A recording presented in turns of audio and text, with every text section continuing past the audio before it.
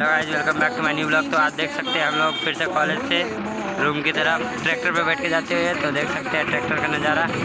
ये देखिए मेरे दोस्तों, ये देख सकते हैं ट्रैक्टर और ये आगे से बड़ा हुआ और ये आगे का नज़ारा। तो देख सकते हैं गाइस कितने मज़े से हम लोग ट्रैक्टर पे बैठ के जाते हैं कॉलेज से वापस रूम पे। और लिफ्ट मिल जाता है कभी कभी, हमेशा नहीं मिलता। तो इसी के साथ ब्लॉग को यहीं पे ख़त्म करते हैं। चैनल को सब्सक्राइब कीजिए, वीडियो को लाइक कीजिए और कमेंट करना ना भूलें। Bye bye guys.